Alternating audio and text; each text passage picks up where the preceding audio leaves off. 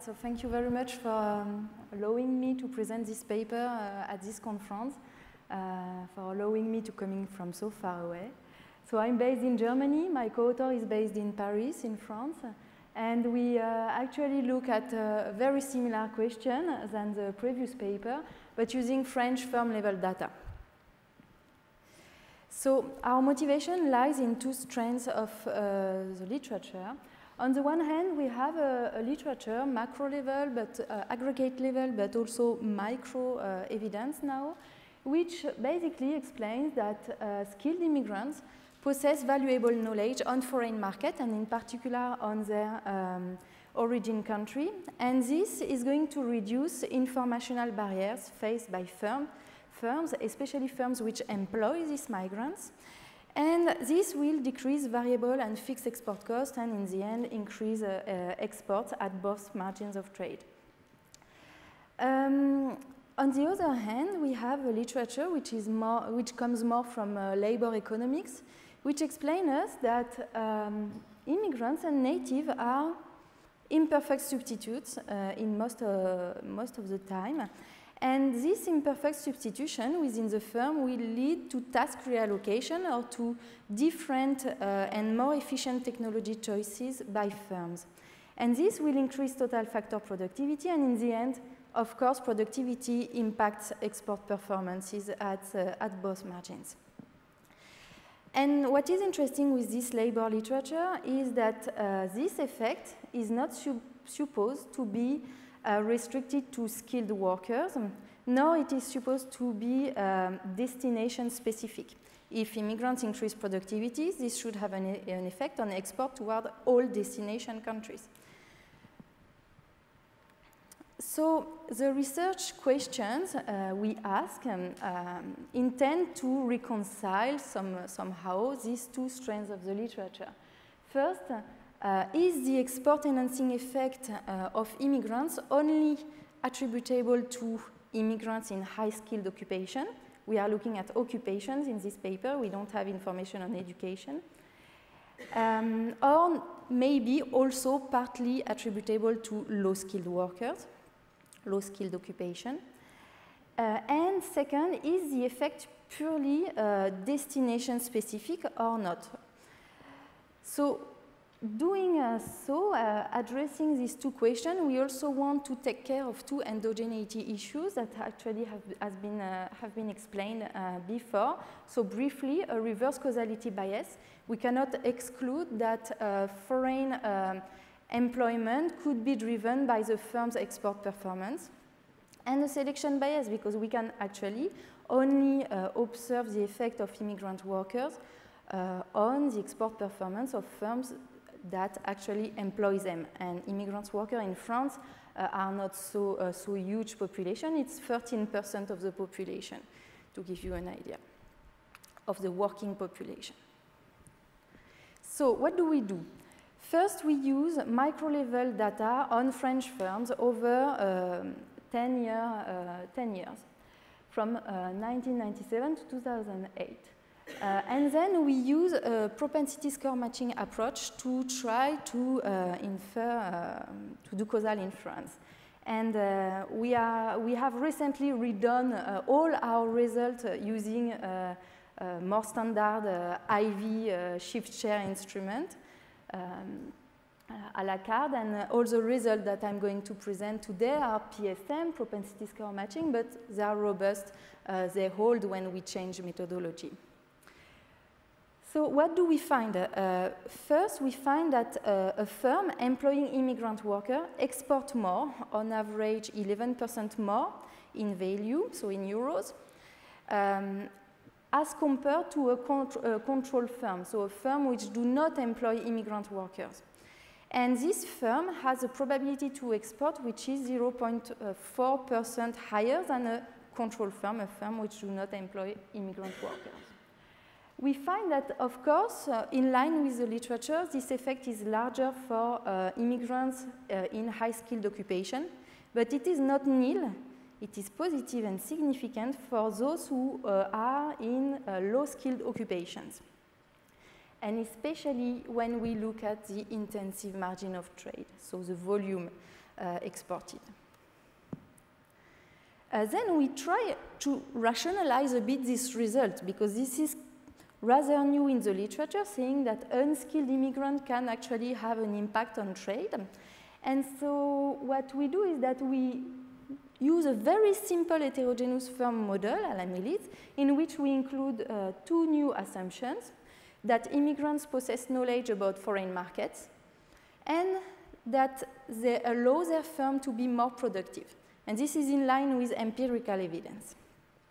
And the model predicts that we will have a productivity effect of immigrants, and this effect is consistent with the pro-trade effect of immigrants regardless of their occupation. So it is compatible with low-skilled occupations. And second, because of this productivity effect, we find that immigrants not only foster export towards their origin country, which they do, of course, but also toward many other destinations. And then we take this last prediction, the multi-destination effect, to the data, and we actually find that, yes, immigrants do have a multi-destination effect on trade, regardless of their occupation level, actually.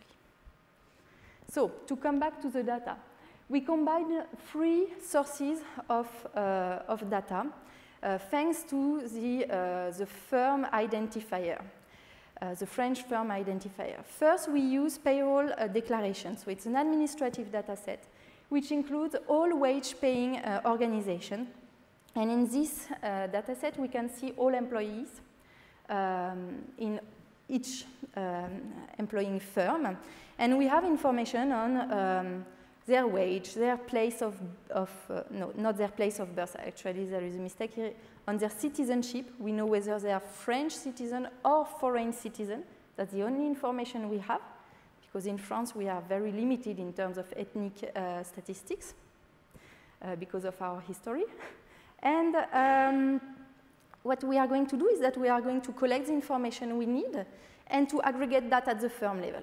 And then we can match that with the French customs data, which provides information on import and export flows. We use export flows in this paper mainly, in euros and tons, at the firm product destination year level. We have product at the 8-digit level, so we collapse all that at the firm year level to merge it finally with the tax record, which provides us information about the balance sheet data of firms. What we do out of this sample is that we keep firms that export at least 1 year over the sample period. The sample contains, at the end, 5.3 million of firm year observations. Of course, there are a lot of points where firms do not export. And to give you an idea, firms employ about 4% of immigrants. This may seem low, but it's actually low because only 25% of firms in France employ immigrant workers. So a lot of firms have 0 immigrant workers.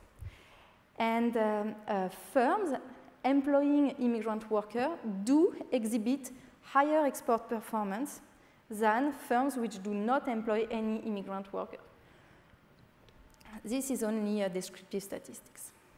So some preliminary estimates. First, do we have a correlation, as the literature says, a positive correlation between the export performance of the firm and its use of immigrant workers in different job occupations. And we include, of course, firm fixed effect, sector region, and sector year fixed effect. And yes, we do have a positive correlation. It's not causality, of course. For different measures of the intensive margin, for the export value in euros, for the export quantity in ton, and this works for whether you have a positive number of foreign citizens, foreign employees, or whether you have high-skilled and low-skilled. And for the extensive margin, we have different measures. Again, we look at the log number of destinations served by the firm, the log number of products sold by the firm, and the participation dummy, whether the firm exports or not. And here, of course, we have the full sample. And here again, we have a positive correlation. Okay, so we have two concerns about these OLS regressions, which are that we have reverse causality and selection bias. So what we decided to use in the first step is a propensity score matching approach. So what we do with this method is that we are going to attribute differences in export outcomes to differences in foreign employment of firms, controlling for all other characteristics of the firm, of course. So this is nice because it really allows us to control for the fact that firms may have different probabilities of employing immigrants and that these probabilities are correlated in a systematic way with their export performance. And of course, we are aware that PSM allows for causal inference only if most of the factors that drive the endogeneity can be observed and controlled for. This is also why we do some robustness tests using traditional IVs and shift chair instruments. So these are the first results, the baseline result. In the first column, the treatment variable is whether the firm has a positive number of foreign employees at time t. We use a linear probability model to predict the scores. This is robust even when we use a logit. Closest neighbor matching algorithm, and we match firms which pertain to the same sector region pair. Okay. And we have here all our measures of the intensive and the extensive margin. And what we find is that we have a positive and significant effect of our treatment on the export performance of the firm. It's positive and highly significant. The second treatment is going to be, so the treated firms are going to be firms which have an increase in foreign employment between time t-1 and time t. And the control firm are going to be those who do not have an increase in foreign employment. And the effect remains and is still positive and significant. Then, in the last column, we still look at firms which have an increase in foreign employment, and we condition by the fact that those firms should have already some workers in the firm at time t-1. So we exclude those firms from the treated group that start employing immigrant workers for the first time, to see if the effect is mainly on the first workers that the firm employ, or if it's more general and that knowledge can be accumulated, for instance. And what we see here is that the effect is smaller and less significant. 10% here, 5% here, 10% here, not significant, which might mean that actually the effect is mainly concentrated on the first workers employed by the firm. Then we split, we distinguish high-skilled occupation and low-skilled occupation. So I reproduce the same table.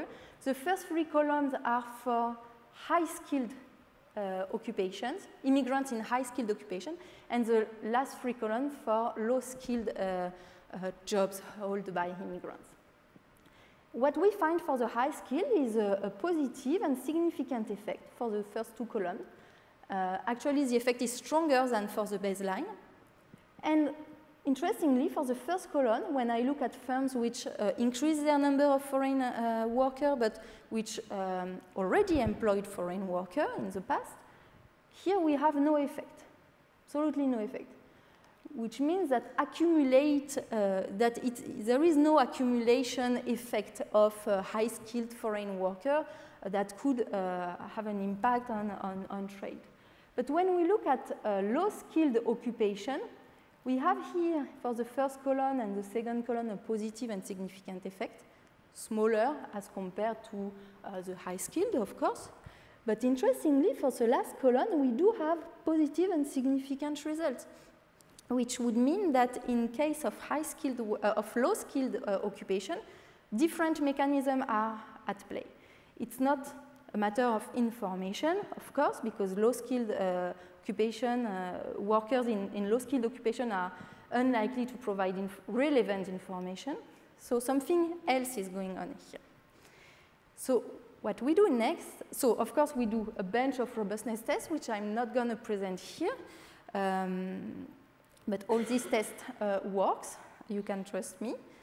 So what we do is we try next to rationalize a bit, to understand a bit why we have a positive and significant effect of low-skilled workers.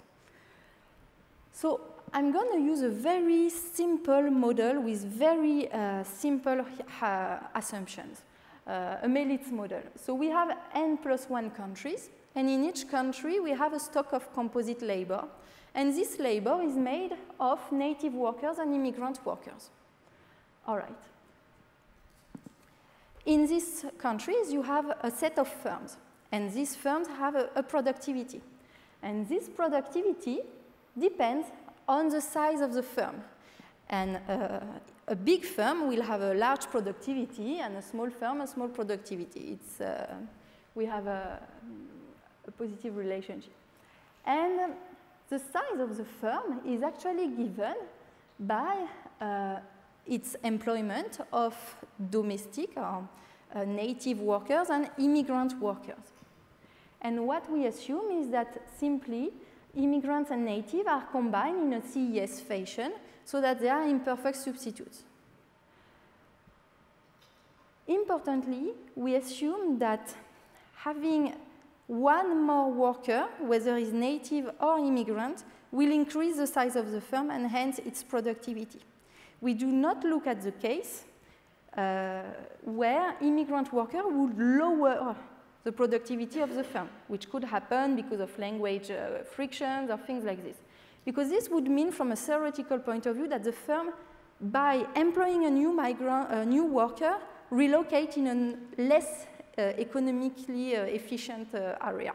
So from a theoretical point of view, that's not possible. So here we have the production technology of the firm, which wants to export to a given market, market J.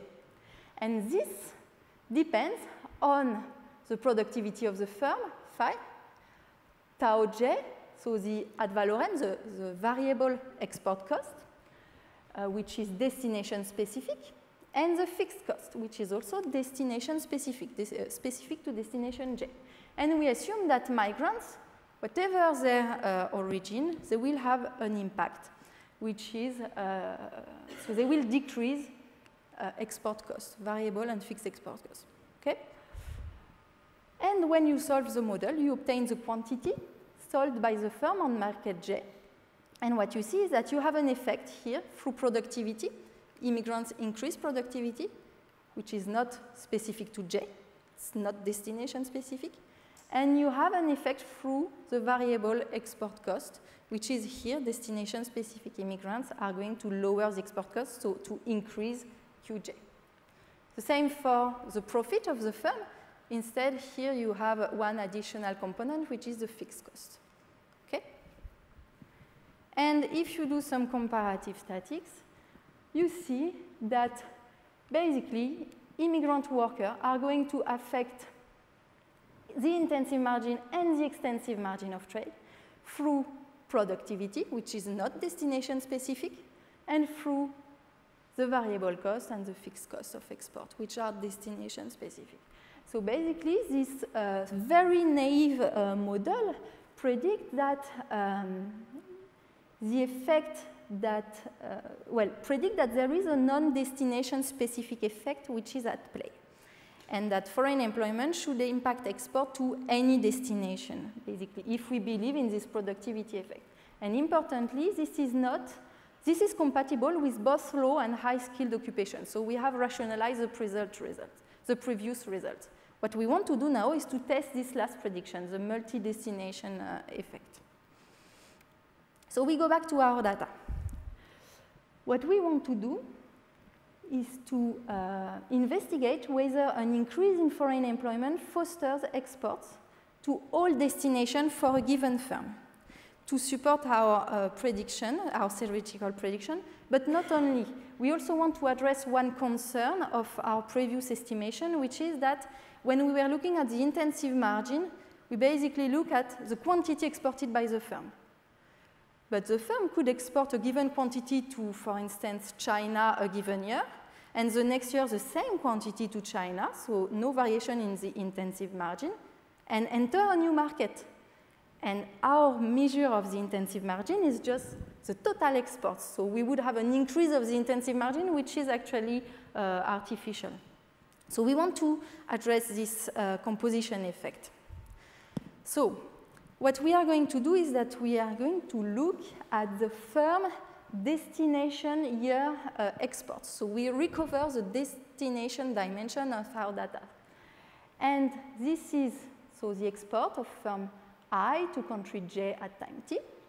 And we are going to purge this export from all shocks to recover variations that are common across destinations. So here, what we do is that we include fixed effects which are firm destination, firm time, destination time, and we assume that all variation which is specific to a given destination, J, is going to be absorbed by this fixed effect. So what we do is that we will recover this fixed effect, the firm time fixed effect, assuming that it has been purged from destination-specific variation. And we will estimate the effect of foreign workers on this predicted fixed effect. And if immigrants do have a multi-destination effect or non-specific destination effect, then they should have a positive impact on that, right? Because all variation, which is at the destination level, has been taken care of. A corollary exercise could be just to look at the concentration of exports. So we also build an Herfindahl index, which measures the concentration of exports across destination for a given firm year. And if immigrants tend to increase export over all destinations, we think that it should not result in a higher concentration of exports.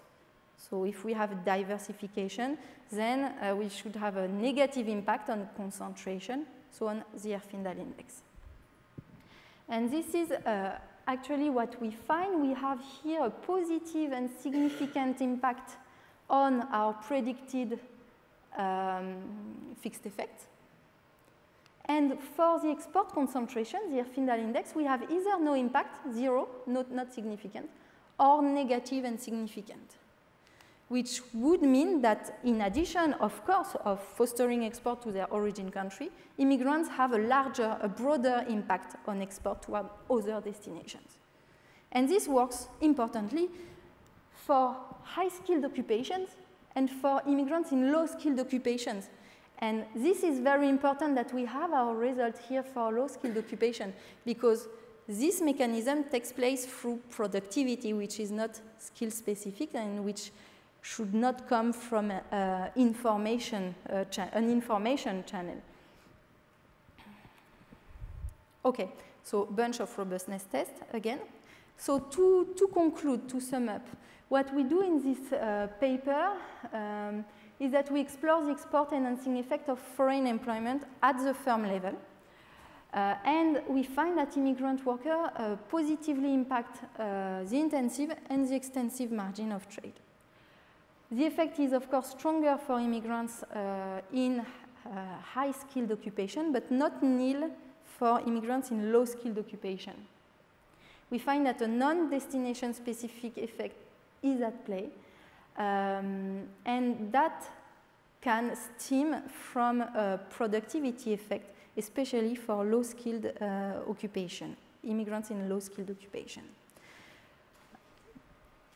So some policy recommendations, of course, from our work. We find that foreign employment is positive for exporting. So it implies that any simplifications of labor regulation for immigrant workers, but not only for those in high-skilled occupation, but also for those in low-skilled occupation, could create good conditions for firms to start exporting or to export more.